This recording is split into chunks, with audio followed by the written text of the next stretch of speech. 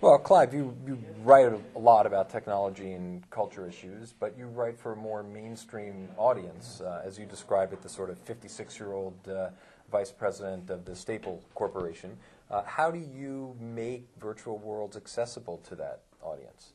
Well, it isn't easy because they don't have a lot of reference points. But the thing that I always try and pull at when I talk about virtual worlds is the ways in which, because the world has entirely different things you can do with it. It's got different physics. It's got it's like a sort of a sci-fi world. How that liberates people to behave in different ways that show us things about real human nature.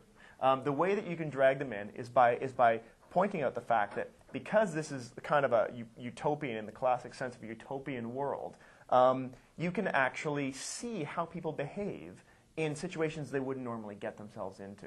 And one of my favorite examples of that was when I wrote a story for The Walrus all about economic activity inside games. And the thing that, and I got this very much from, it was a profile of Ted Castronova, who's done pioneering work in this area.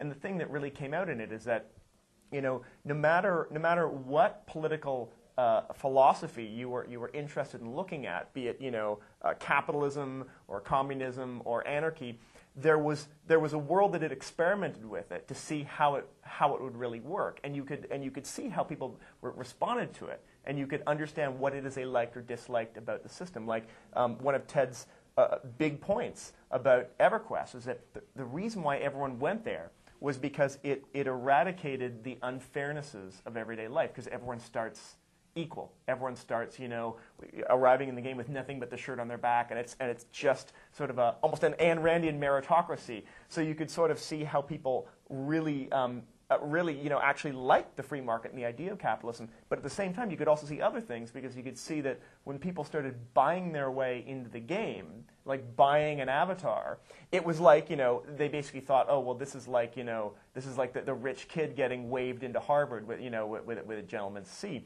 And so you could see these. The more I was able to pull out perceptions about people's real-world beliefs by showing how they could be evoked in the peculiarly sci-fi-like, rewrite the world in any way you want, scope of an online game, the more it really resonated with the average person who would never even thought about these games, and would certainly never have thought there was anything they could learn about their lives from understanding the games.